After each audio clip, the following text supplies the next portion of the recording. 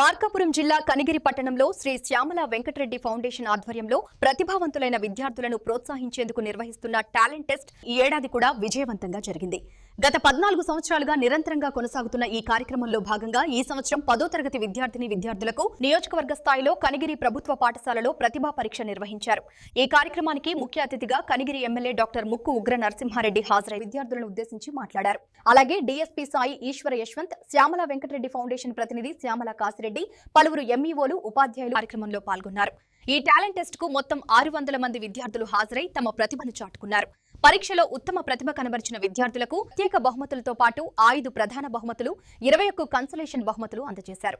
ప్రథమ బహుమతిని MLA doctor ముక్కు ఉగ్ర నరసింహారెడ్డి, ద్వితీయ బహుమతిని డీఎస్పీ సాయి ఈశ్వర యశ్వంత్, తృతీయ బహుమతిని డీసీఎంస్ చైర్మన్ శ్యామల కాసిరెడ్డి అందజేశారు. ఈ విధంగా ప్రతిభను గుర్తించి ప్రోత్సహించడం విద్యార్థులకు మరింత ఉత్సాహాన్ని ఇస్తుందని పలువురు అభిప్రాయపడ్డారు.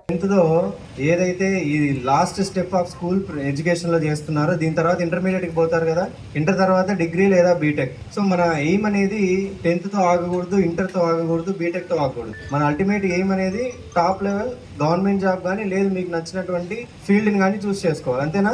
మన స్టేట్ లెవెల్లో ఎవరైనా గవర్నమెంట్ సైడ్ రావాలనుకుంటే టాప్ లెవెల్ జాబ్స్ ఏంటివి? గ్రూప్ 1 కదా, గ్రూప్ 1 ఎగ్జామినేషన్ ఉంది కదా.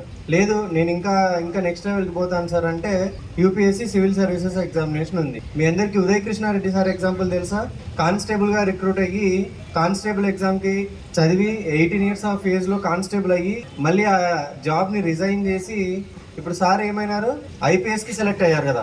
తెలుసుకోవాలి ఇట్లాంటి ఎగ్జాంపుల్స్. మన సింగరాయకొండకు సంబంధించినటువంటి పర్సన్.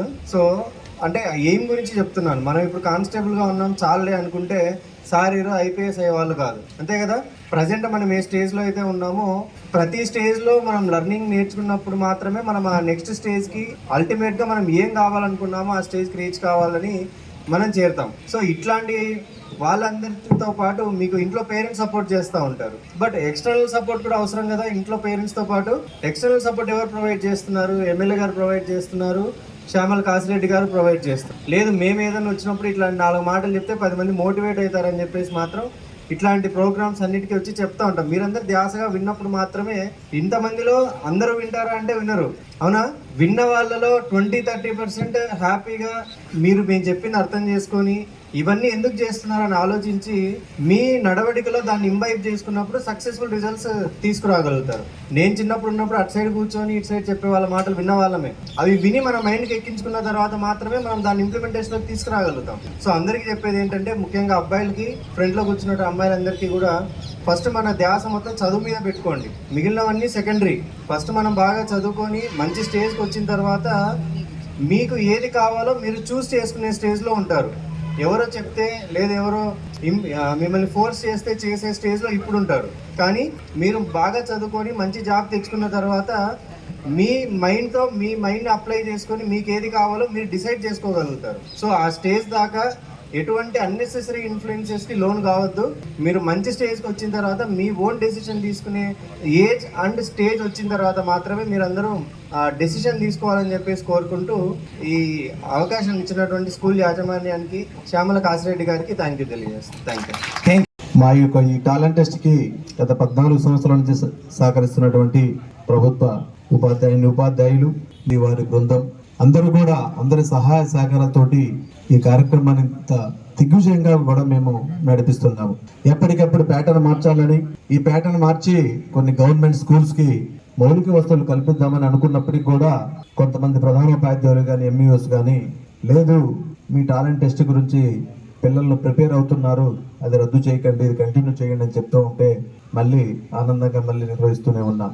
అది కూడా అప్పటి నుంచి ఇప్పటి వరకు కూడా గవర్నమెంట్ స్కూల్స్ కు మాత్రమే చేస్తున్నాము. సహకరిస్తున్న ప్రతి ఒక్కరికి కూడా ధన్యవాదాలు తెలుపుకుంటూ మీడియా మిత్రులకి, ఉపాధ్యాయులకి, విద్యార్థుల తల్లిదండ్రులకి, ఎందుకంటే ఈరోజు ఎగ్జామ్స్ కు ప్రిపేర్ అవ్వాల్సినప్పటికి కూడా ఎంతో దూరం నుంచి వారిని తీసుకొచ్చి ఇక్కడ ఎగ్జామ్ రాపిస్తున్నట్టు మీ అందరికి కూడా మరొకసారి హృదయపూర్వక ధన్యవాదాలు తెలుపుకుంటూ సెలవు తీసుకుంటున్నాం. Thank you.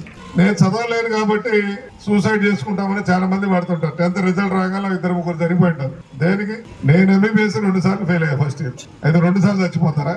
నేను మళ్ళా చదవలేం కాబట్టి ఫెయిల్ అయ్యాము. 6 months కూర్చొని చదివితే ఫస్ట్ ఇయర్ క్లియర్ అయింది. ఫస్ట్ లో సరదాగా తిరిగేవాడిని. ఇక్కడ నుంచి మా తల్లిదండ్రులు దూరంగా ఉండేవాడిని కాబట్టి దావణగిరి వెళ్ళా అక్కడ ఎంజాయ్ చేస్తూ సరదాగా తిరుగుతుండేవాళ్ళం. తర్వాత మా బ్యాచ్మెంట్స్ అందరూ థర్డ్ ఇయర్కి వస్తున్నాను, నేనేమో ఫస్ట్ ఇయర్లోనే ఉన్నాను. అరే మనం మిస్ అయిపోయాయని చెప్పి మళ్ళీ వెంటపడి అప్పటి నుంచి మళ్ళీ ఫైనల్ ఇయర్ వరకు ఎక్కడ ఫెయిల్ కాదు. టాలెంట్ ఉంటుంది, దాని మీద ఫోకస్ చేయాలి, ఒక ఎయిమ్ ఉండాలి. ఇక్కడ ఎందుకు నేను ఇంతసేపు దాని మీద ఫోకస్ చేస్తున్నా అంటే మీరందరూ స్కూల్లో టాలెంట్ టెస్ట్ పెట్టి మిమ్మల్ని 10 మెంబర్స్ ఇక్కడ సెలెక్ట్ చేసి పంపారంటే మీరు చాలా షార్ప్ స్టూడెంట్స్. కానీ ఇక్కడికి వచ్చిన తర్వాత మీకు ఇప్పుడు ర్యాంకుల్లో మిస్ అవ్వచ్చు. ఏమో ర్యాంకు మనకు ఎందుకు లేని కాదు, నేను ఎందుకు కొట్టలేదని మీరు ప్రయత్నం చేయాలి. ఓ నా క్యాలిబర్ 70లో ఉంది, I want achieve at 90 or 100 అని మీరు నెక్స్ట్ దానికి కృషి చేయాలి. అంతేగాని ఏదో టాలెంట్ టెస్ట్ పెట్టారు, ఒక బ్యాగు పెన్ను బల్బం కోసం ఇక్కడ రాలేదు కదా. మీరు బ్యాగు ప్యాడ్ కోసం వచ్చిన వాళ్ళు ఉంటే చేతులు ఎత్తండి. Okay sir. నమస్కారం అండి, నా పేరు షరీఫ్. నేను జిల్లా పరిషత్ ఉన్నత పాఠశాల అంబవరం సిఎస్పురం మండలంలో హెడ్ మాస్టర్గా పనిచేస్తాను. ఈ టాలెంట్ టెస్ట్ అనేది పిల్లల్లో ఉన్న వాళ్ళ మనసులో ఉన్న అంతర్గత సామర్థ్యాలని బయటికి తీసేది. ఇందులో అన్ని సబ్జెక్టులు కూడా ఇవ్వడం జరిగింది. మ్యాథ్స్, సైన్స్, సోషల్, ఇంగ్లీష్ లాంటి సబ్జెక్టులన్నీ. ఇలా చేయడం వల్ల పిల్లల్లో ఉండే అంతర్గత సామర్థ్యాలు కూడా బయటకు వస్తాయి. వాళ్ళలో ఉండే చురుకుదనము మరింత పదును చేయడం జరుగుతుంది.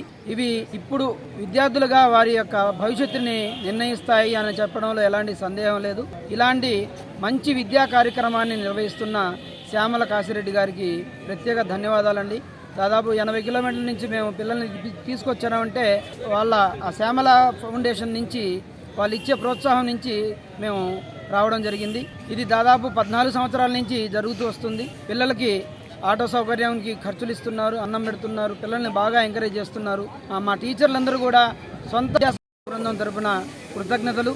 శ్యామల కాశిరెడ్డి ఫౌండేషన్ వారికి, శ్యామల కాశిరెడ్డి గారికి నా అభినందనలు. Thank you very much. God bless you all sir.